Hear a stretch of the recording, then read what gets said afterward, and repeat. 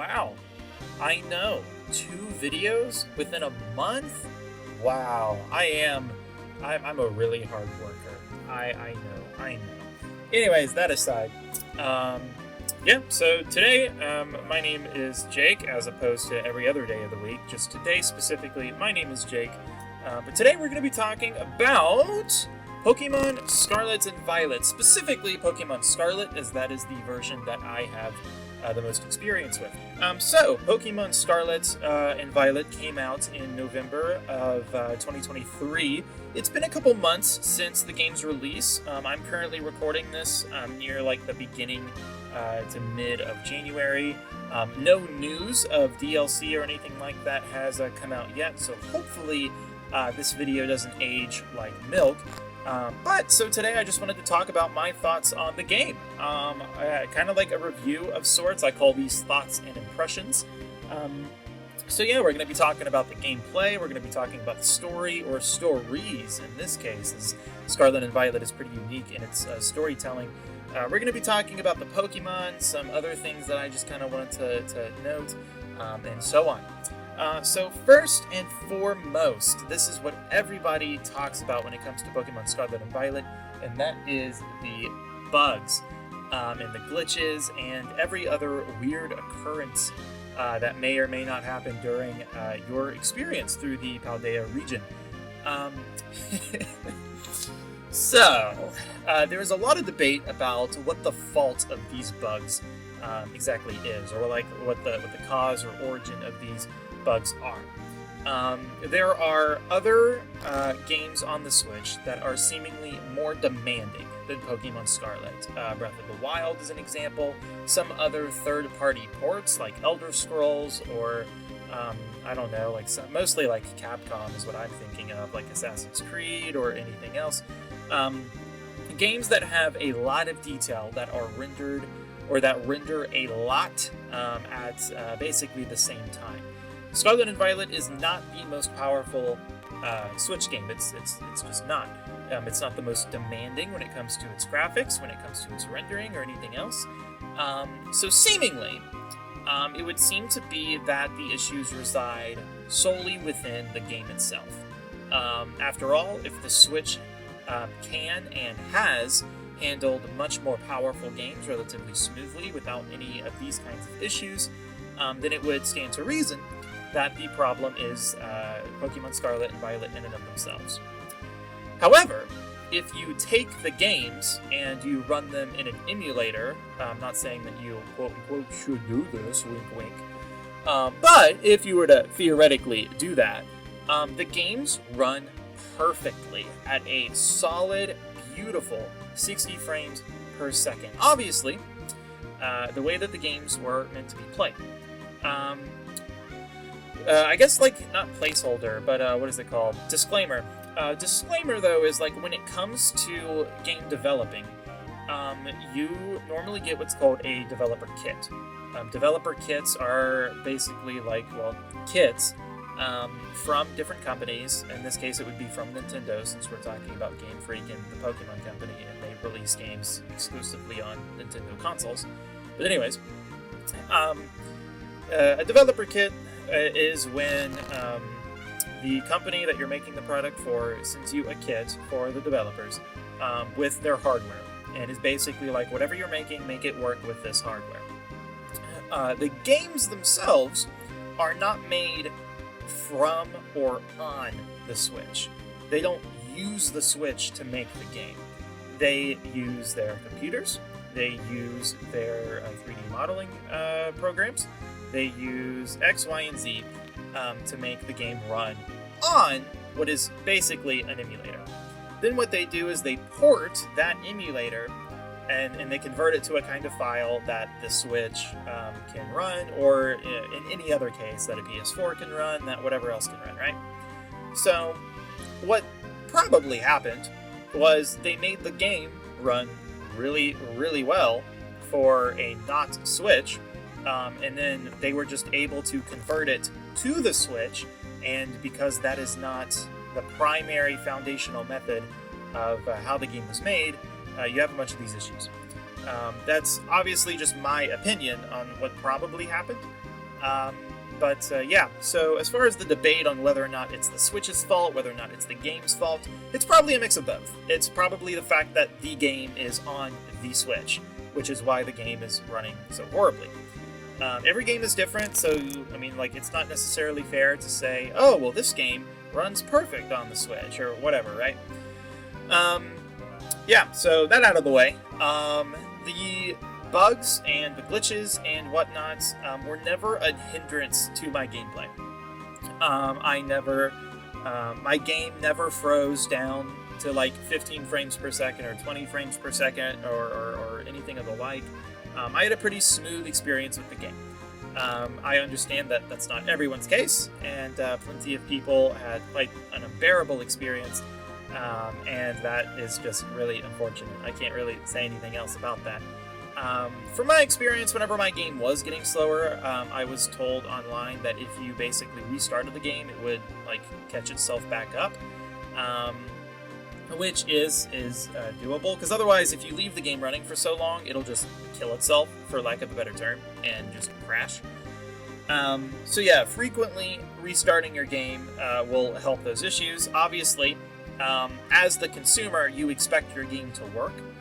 So the fact that you have to take care of it manually this often in order to get it running at a decent speed, not even 60 frames per second. If you're wanting to get it running at a solid 30, and you have to kind of go to these like otherwise abnormal lengths to keep the game running at a decent pace, I'll be the first to say that that is annoying. And from a consumer, it's frustrating because you spend full price on a product that's only working half the time. I'm completely on board with that. Yeah, it was never a hindrance for me. I had a very, very fun time playing the game.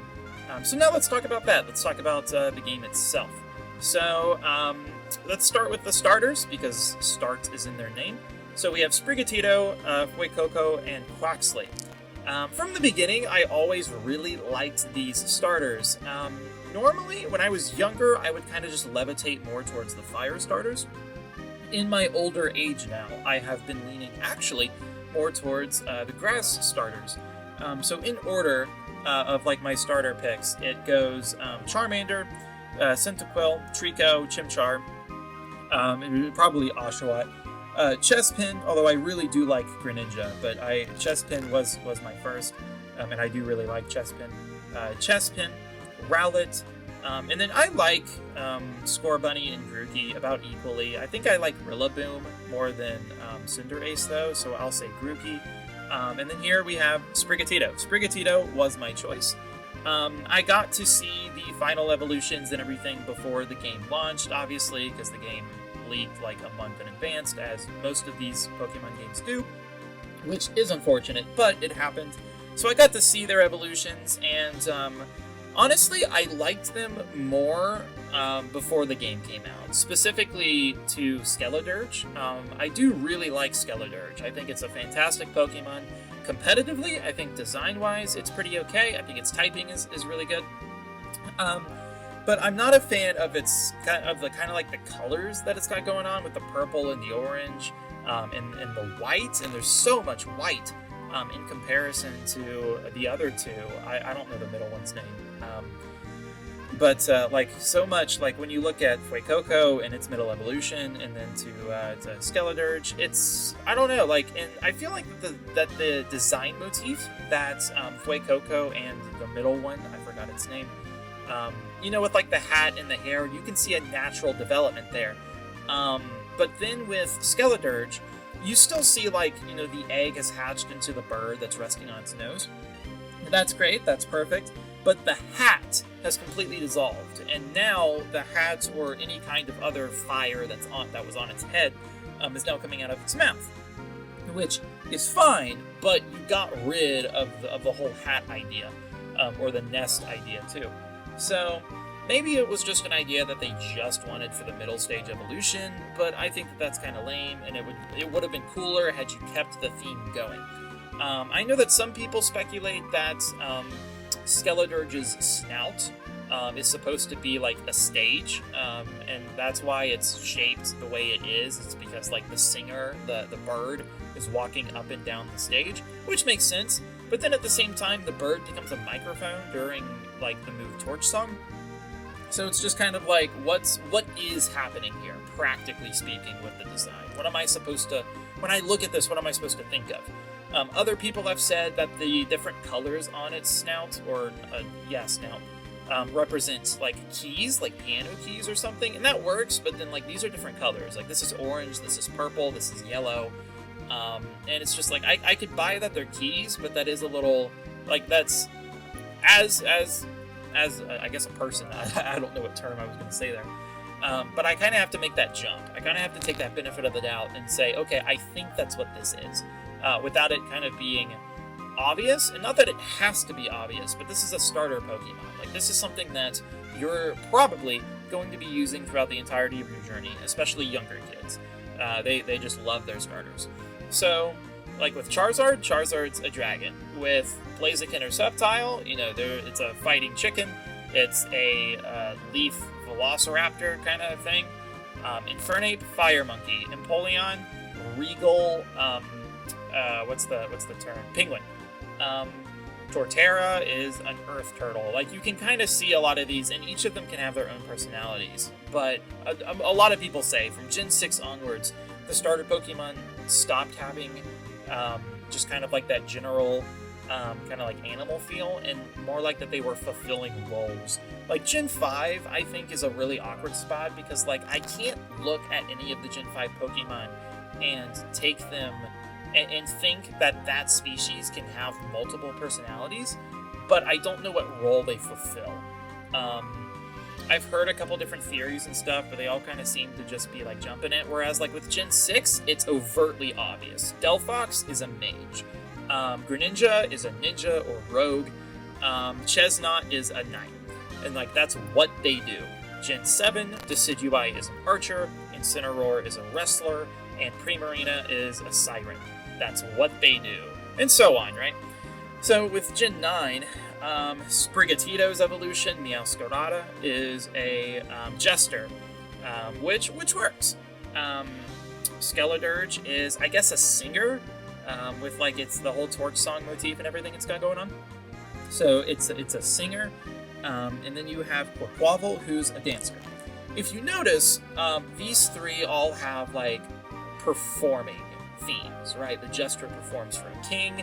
The singer performs in front of a crowd, and a dancer dances in front of people. Some people have speculated that they're specifically supposed to be like circus acts, which I could kind of buy, but I think more specifically, it's more general, or more specifically, okay? I think it's supposed to be more generalized in the fact that they're entertainers, which I do kind of like. I think that their designs specific. Well, I think Skeledirge's colors are weird. Is the main thing. Honestly, a recolor, I would be kind of okay with it. There's a lot of like weird color things that's going on with the yellow, the purple, the large amount of white, just in comparison to the other two, to Fuecoco and to the middle evolution. Skeledirge just kind of seems like a little bit more of a jump than a natural progression. Kind of like Samurott to Duon is that comparison that I'm going to be making. Probably not as drastic, but maybe Quilladin to Chesnaught, or whatever. Anyways, Florigato to Meowscarada. Honestly, I think I liked Florigato more. I think I just like the more subtleties to its design. Whereas, like, you could tell that it was kind of like a trickster Pokemon without being overtly a trickster Pokemon. I do like Meowscarada, but Meowscarada kind of falls into that general idea of like a feminine Pokemon, kind of like Gardevoir or Lopunny. Meowscarada is kind of there. Meowscarada does seem to be more like non-binary in the sense of like you could tell, or you probably can't tell if it's a boy or a girl, but mine was a girl, so I associate it with just femininity. But anyways, so Meowscarada comes off more anthropomorphic, which is okay. I think Florigato handled that a lot subtler, without necessarily being like, this is a girl jester, or this is a boy singer, or a boy dancer, or whatever, right? As like some of the other starter Pokemon do.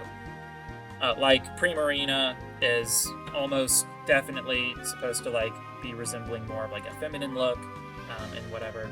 Well, anyways, Quaquaval is okay. Honestly, I was on the side of the fence that really wanted him to become a sailor. Because obviously these Pokemon are going to get rolls, so if they have to get any kind of roll at all, he's a sailor. And that's okay, or I would have preferred him to have been a sailor. He is a dancer. Not a Pokemon I would use just because of that alone. That's not a design element that I'm interested in. I think it's okay. What was the middle evolution, like Quaxolence or something? I forget, but it looked cool. It looked like the embodiment of Donald Duck. It really did. But yeah, Quaquaval. Oh, and like the peacock thing that it's got going on too. Like it went from a duck to having like really large peacock feathers. Like obviously that's for the whole like dancing thing. I do think that was cool. Kind of like that intermingling of different ideas of different animals that they could use to portray a message of the Pokemon. I do really like that. But Quaquaval is definitely not a Pokemon that I would probably ever consider using or see myself using, just because it doesn't. If Pokemon are going to fit a role, especially starter Pokemon, then I'm going to want to have to like that role. And I just don't have any kind of personal relation to a dancer. I just don't. So, but I'm glad a bunch of people like Quaquaval. I don't hate it. It's just not for me.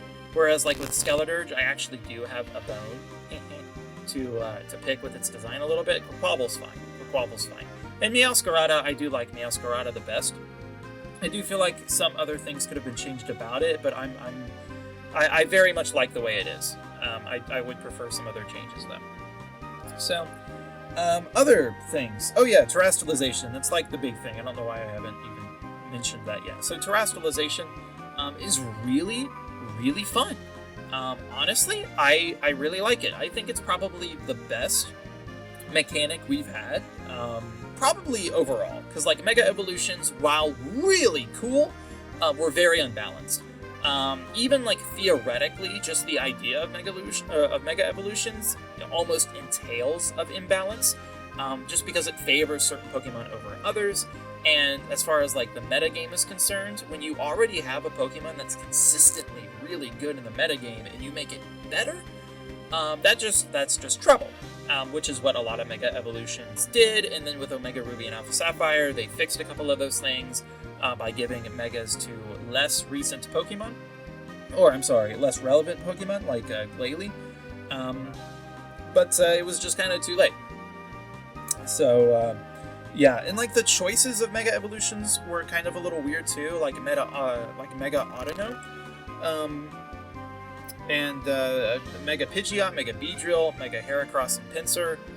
Like I get some of them, obviously, like the ones that have counterparts, like Heracross and Pinsir, you would kind of think to like, oh, if we give one a Mega, then we have to give the other a Mega. But then they don't even do that for all of them, like Beedrill and Butterfree. Butterfree doesn't have a Mega. Not every starter Pokemon has a Mega, or anything else, right? Anyway, that's a topic for another video. But terrestrialization, I feel like, is very balanced, just in and of itself. It was like what they were trying to do with Z moves, because Z moves were like, okay, we've made Megas too strong. What if we gave every Pokemon the ability to do a Z move? But then they made Z moves that were exclusive to Pokemon, and some of them were just absurdly stronger. Like even if a Pokemon portrayed like a similar role to another Pokemon, if that Pokemon had a unique Z move, you're going to use that one. If that was your Z move user.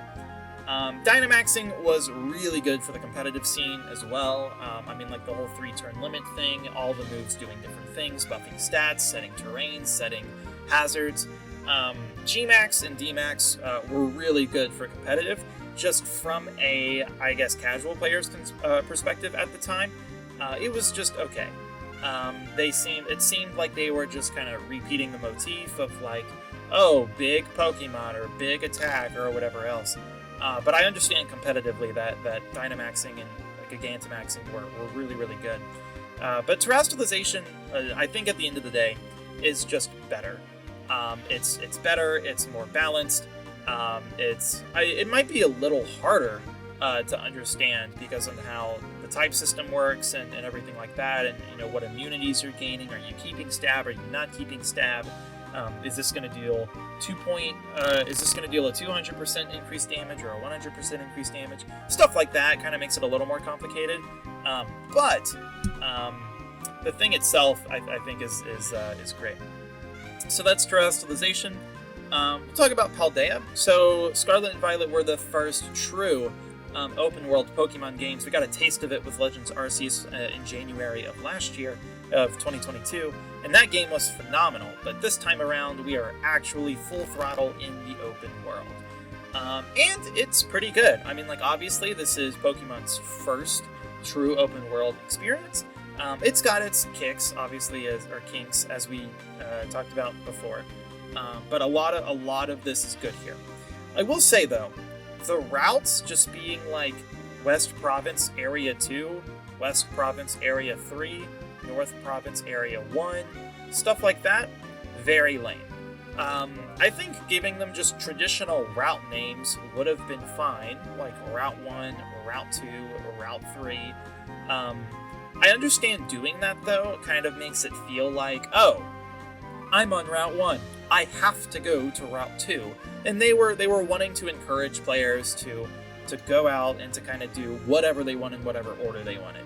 But even then, like, they still name it Area 1, Area 2, Area 3, Area 4, and obviously all of those things are supposed to reflect back on Area 0, that's in the crater within the middle of the game. So, like, I get that kind of idea, but I mean, like, I couldn't tell you where West Province Area 4 was. Like, I don't know what section of the map that is, just because, like, they blend together, and it's not even really all that important from, like, a geographical idea.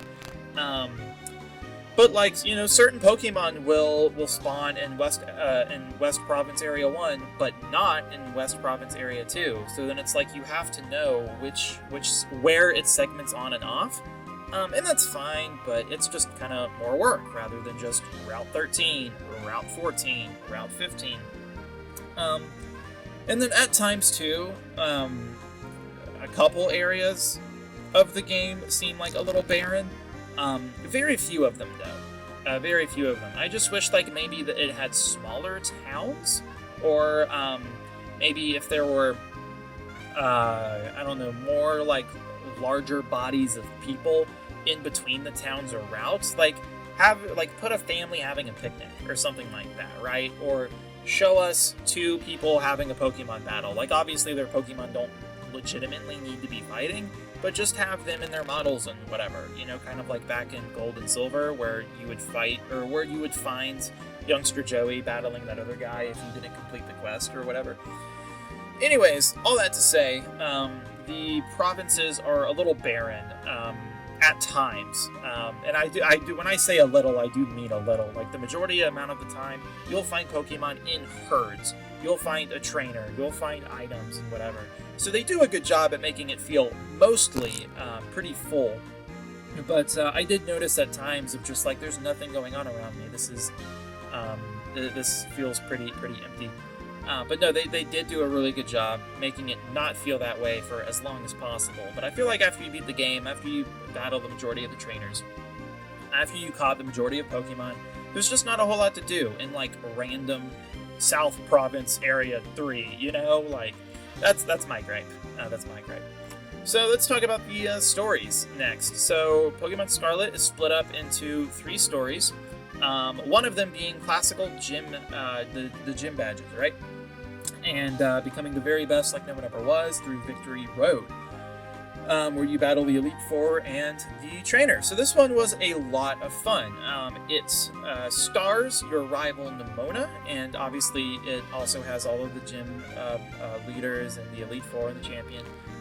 It was a lot of fun. This is like the main kind of like motif of most Pokemon games. Like, this is the gist. This is what you play Pokemon for, is for the gym battles, for the Elite Four. That's how you beat the game traditionally in most Pokemon games. A lot of the trainers, or a lot of the gym leaders this time around are really, really good. I'll say that I started with Brassius, or Bracius, whatever, and then I went to Katie. I didn't know that Katie was first. So Katie, in my opinion, is very forgettable. I didn't even know that that's the way that I had to go. I thought I had to basically just immediately head east. And I mean, that was a lot of fun. Heading east, I did Bracius first. I was able to beat it on my second attempt. But then I find Katie.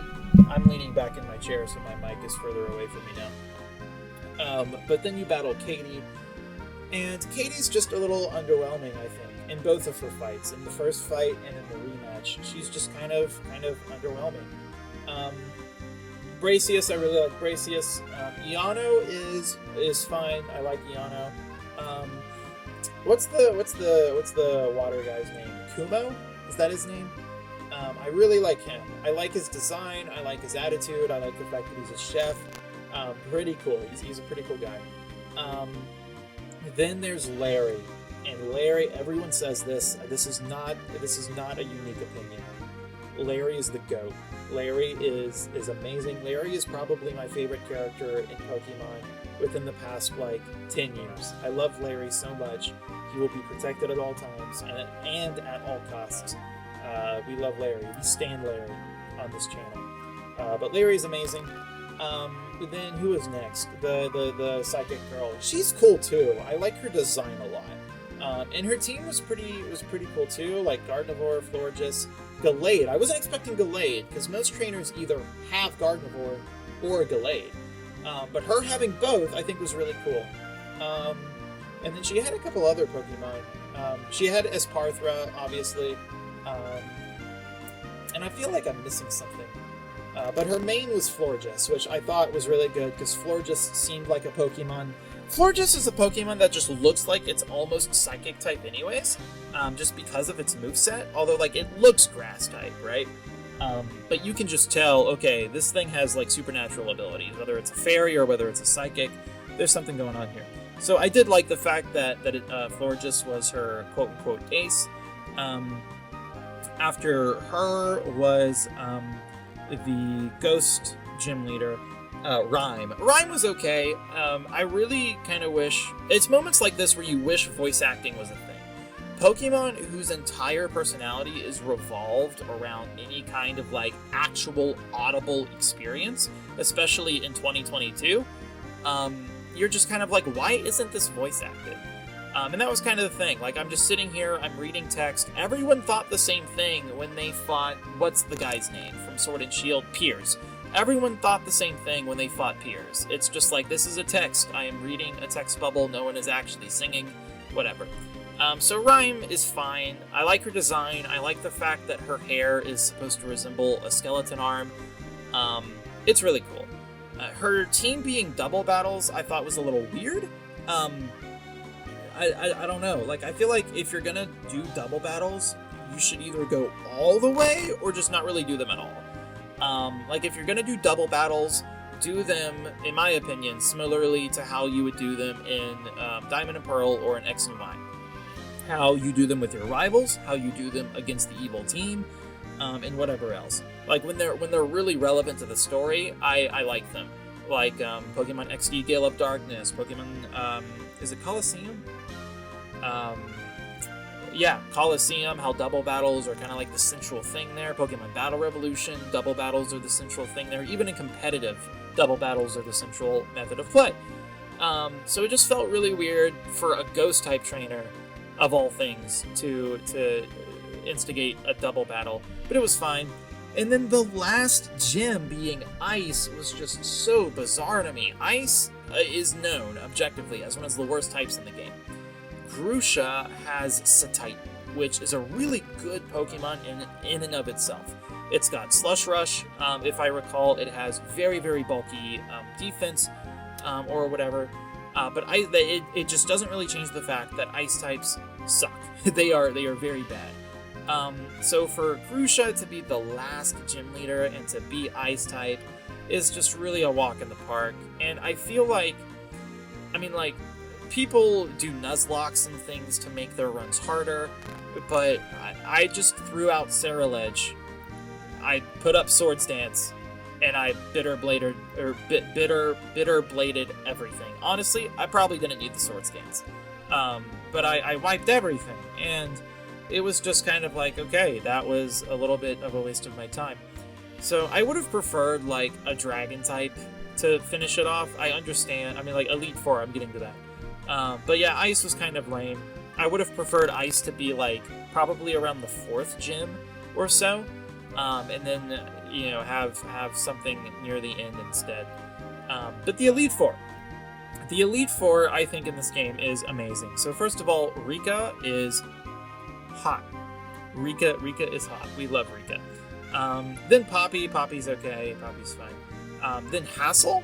Hassel is the GOAT. He's one of my favorite teachers. You can tell that he really loves and cares for his students, but you also can tell he's not a pushover, right? And then, Larry the King, the GOAT, is also an Elite Four member. That was really cool, I think. I mean, like, I do kind of like the idea that the Elite Four and gym leaders are authentically a lot like jobs, in the fact that these people have jobs, they have to answer to an HR department and whatever else. I do think it makes it a little too like capitalistic in some areas, rather than just oh, these guys are strong Pokemon trainers. It's no, they have a job and they work a 9 to 5 and they kind of hate it, right? But Larry is the GOAT, and he shows you why he's the GOAT, because he's also an Elite Four trainer. And then we have Gita. Gita, what has been said about Gita that hasn't already been said, right? Or what can I say about Gita that hasn't already been said? Gita, very weak. Very, very weak. There's only like 2 Pokemon on her team at all that are relatively competent, and it's her ace Glamora, just because Glamora is a decent Pokemon if used properly, key phrase there, and Kingambit. Kingambit is a very, very good Pokemon with an incredible typing. It's seeing competitive usage through its sheer bulk, its abilities Supreme Overlord and Defiant, and its access to moves like Sucker Punch, Caltalk Cleave, Iron Head. Very, very good Pokemon. But those are the only 2 ones she has. The other 4 are Gogoat, Avalugg, Espathra, and Veluza. Veluza and Espathra are the only 2 out of those remaining 4 Paldean Pokemon. Espathra, we've already seen through the fight with the Psychic gym leader. And what was the other Pokemon? Veluza is just really bad. It's, despite its Dex entry, and despite the fact that it will jet across the ocean in the overworld, it is really slow. And it's just not very good either. So, and then you have Avalugg, which is a pretty abysmal Ice-type Pokemon. And then you have Go-Go, which is a very mediocre Pokemon in general. So it's just like her team is laughable. Her team is quite literally laughable. And it's really sad. It's kind of a missed opportunity. On Twitter, I actually made a rework of her team with Pokemon that I felt like fit her aesthetic better. And so that team, it had Noivern, it had Salazzle, it had Glamora and Kingambit still. I think I had Farigiraf, and then I think I had Clodsire. I think that was the other Pokemon. So, but whatever. I understand. I know that there were some people saying that her team is supposed to resemble the 6 biomes of Paldea. You have Go-Go representing like the more like grassy areas. You have Espathra with the desert. You have Avalugg with the snow. You have Kingambit with the jungle. You have Glamora with Area 0. And then you have, I'm missing one. Whatever the last one was goes to the other biome in the area. So it makes sense, right? That her team represents different biomes of Paldea. But I feel like if that was the case, then all of her Pokemon should have been Paldean. And even with that in consideration, there were better Paldean Pokemon in those areas. I know that Hassel uses Baxcalibur, but a much better Pokemon than Avalugg would either be Satitan or Baxcalibur. Those might be the only Ice-type Pokemon that were introduced. I can't remember. But like anything other than Avalugg. Avalugg is so bad, it's laughable. Same thing with Go-Go. There were other Pokemon in the area or in Paldea that she could have used. A lot of people even going so far to speculate that she's like some kind of like evil mastermind who's ruling Paldea with an iron thumb behind the scenes because of how like laughably weak she is. Like they're really trying to insert some kind of like deeper level or meaning there. And personally, I don't think it's there. But yeah, so anyways, the highlight of the Victory Road story is Nemona. Nemona is a lot of fun as a rival. Like at first you think, oh, she's gonna be the annoying rival. She's gonna be more like How or Hop, or Trevor, Tierno. You kind of think, oh no. But like over time, she actually like is very lovable. And you're like, oh, okay, wait a minute, like, I'm actually having a good time. Like, she's like that one friend who, while they might be loud all of the time, you just can't help but smile and feel good. They just bring that energy, and they just bring everyone together, and they just lift everyone's spirits. That's Nemona. So I understand that character's not for everyone. Like, not everyone can stand that type of people. So I get that, but I really enjoyed it. I really enjoyed Nemona. Her team was pretty good. There were a couple changes that I would have made. I liked the fact that she uses the starter. The fact that she uses the one that's weak to yours, I think, is meh. Especially because you only fight her like 4 times up until like the end of the game. Yeah, and then she has Pawmot, and then she has. Does she have Annihilate? No. Pawmot, Lycanroc, Goodra. She has a couple other Pokemon. I think that Lycanroc and Goodra are pretty good picks. I think I would have liked to have seen her use Palafin, because I do feel like she's that kind of... She strikes me as the type of trainer to actively go after strong Pokemon. In which case, like Goldingo, Palafin, those two are monstrous Pokemon. And I feel like she could have used them on her team just to kind of give her a little bit of a boost. But no, otherwise, I really liked Nemona. She was a lot of fun. She's probably one of my favorite rivals. Like I think I like her a lot more than Barry, but she's very similar to Barry, where he's a rival, but he's also a friend, right? Yeah, so I would say above Barry, but around the same like caliber of like type of rival. So then we have the Team Star route, and this one is, in all things considered, I think this one is the weakest story.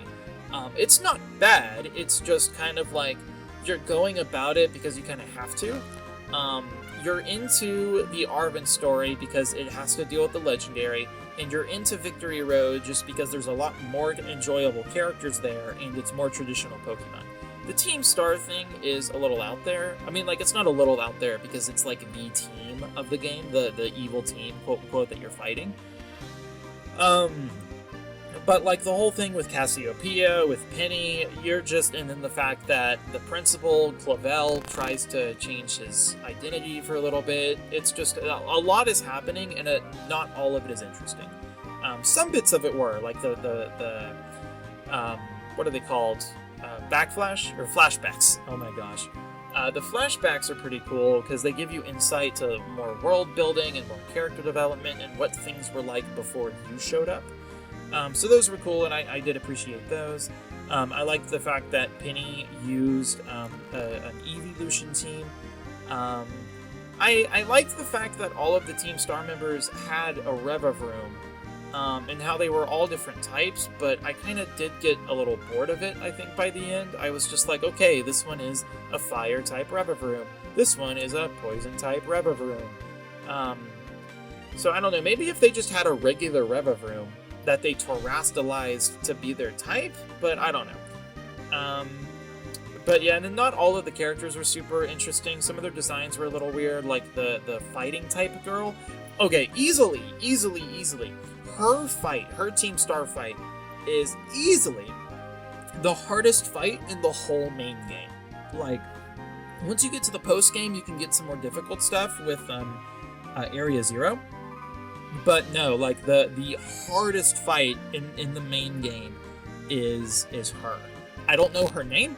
When I look at her, I think of the unicorn guy from Kingdom Hearts Unchained Key, with like the long white hair. That's just who I think of. That's what I associate her with. And she is incredibly strong, but she's just kind of uninteresting to me. Like I can't think of a character trait for her aside from big, strong girl. And then you have a couple of the other characters. I did like the Fire Girl a lot, because when you finish her story, she has the Clavel reintroduces her to the Char Cadet, and that's really sweet. Like that brings her into more communication or relationship with the school, right? None of the other characters did that from my knowledge. Like, not that it has to be a Pokemon, but like whether it's a friend or anything else. The fairy dude was a spoiled brat who wasn't showing up to his music lessons. Is that what I remembered from that? Maybe that's completely self-inserted and I'm just completely misremembering. I don't even remember who was in charge of the poison area, but I'm assuming it's the guy because he's the only outlier that I can think of. So yeah, Team Star is fine. Just it's the weakest story. It's the weakest story. Clavel's fight is actually decently challenging.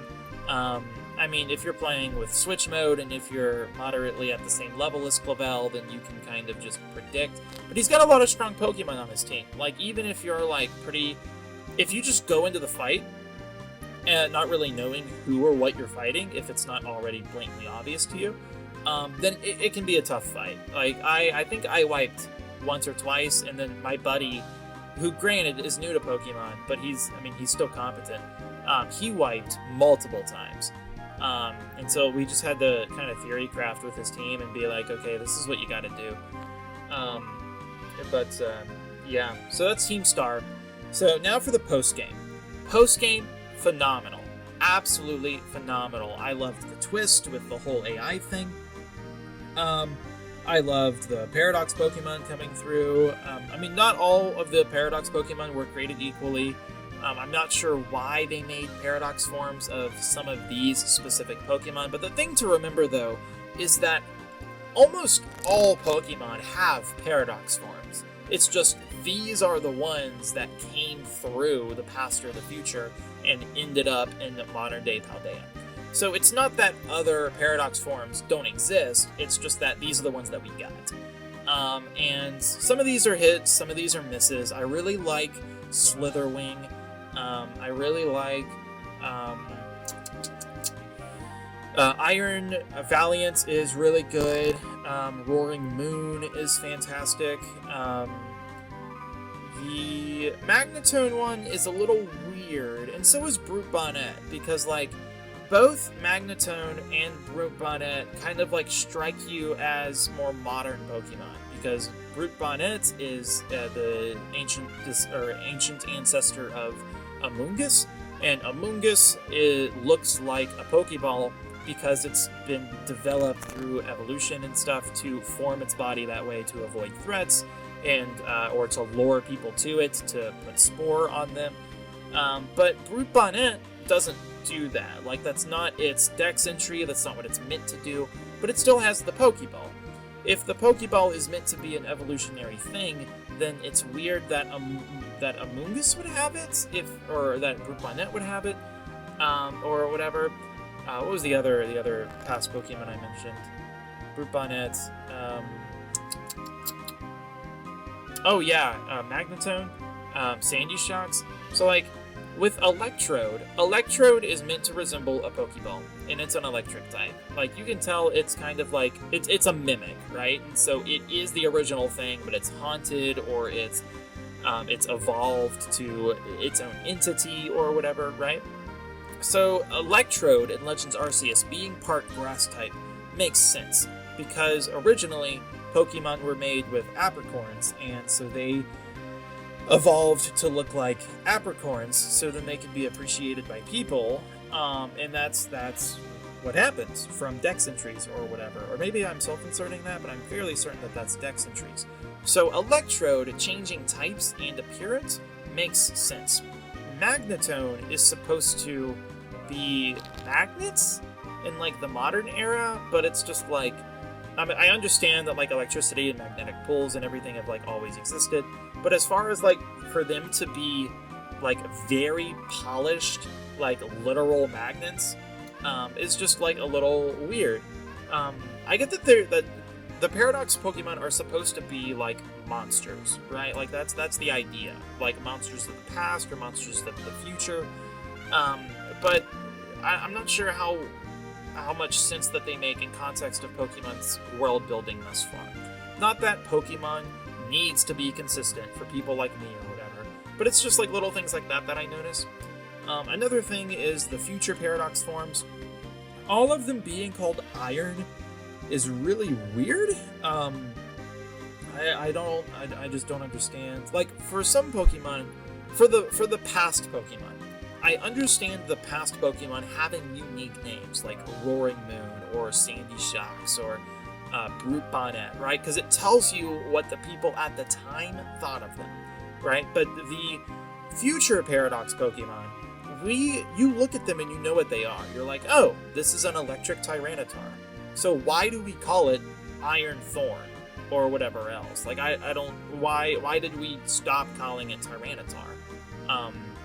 Like even if it did become its own thing, why is it a phrase, right? Why is it Iron Thorns? Like we have the convergent or divergent species like Diglett and Wiglet.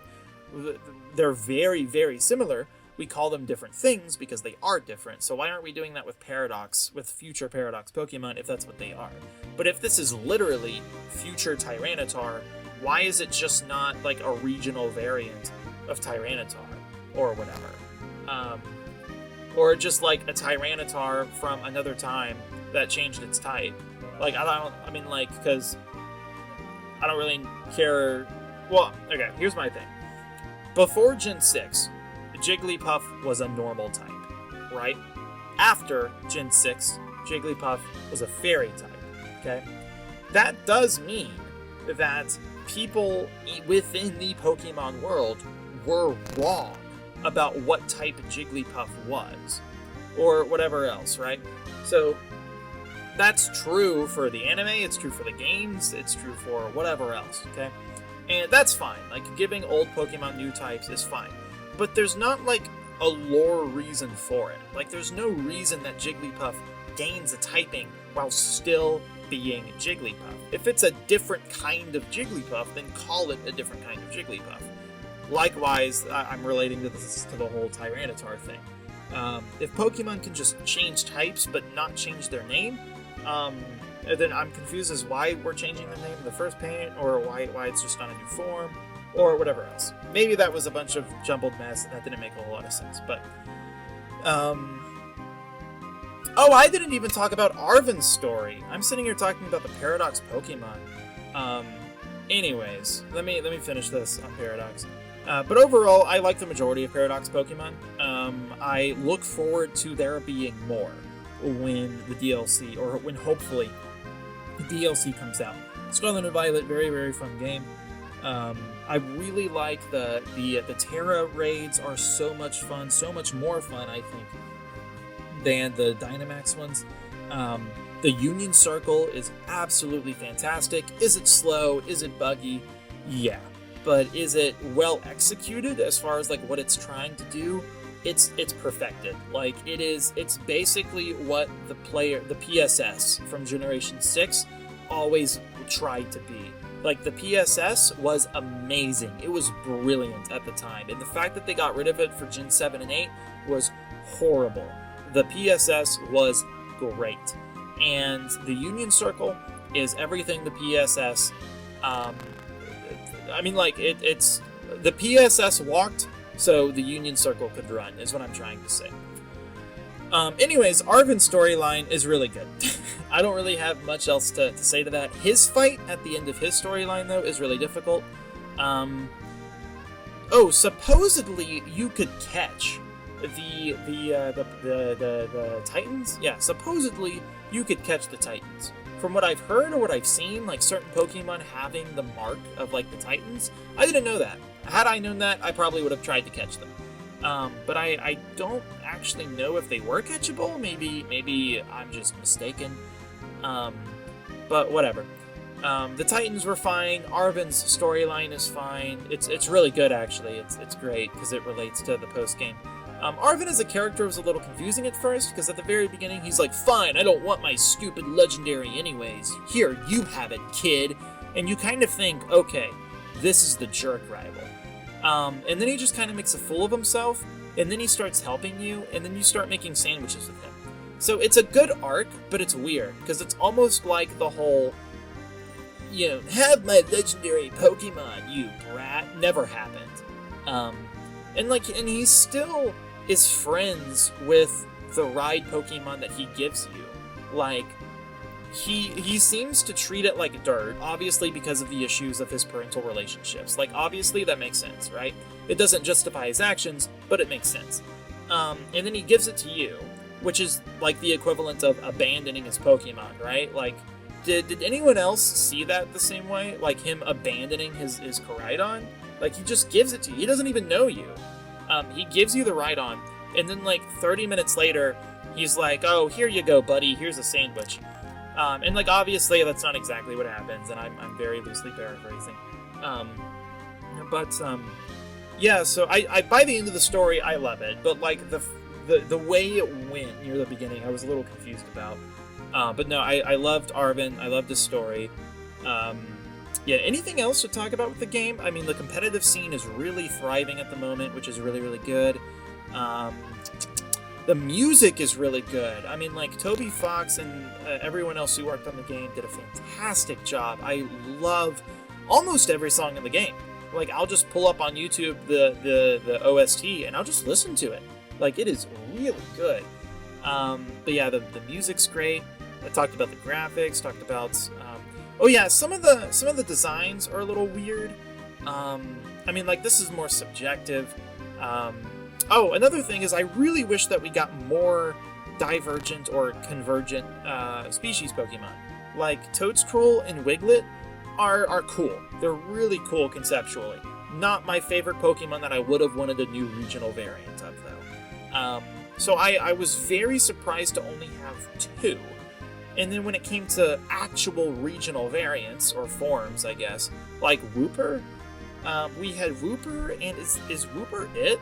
And Wooper got a new evolution being Clodsire? Or am I missing something? I feel like I'm missing another Paldean form. But, it's just like 1 or 2 other forms. Like, there's not a whole lot there, and I understand because, like, there's over 100 new Pokemon. Then you have the Paradox forms and whatever.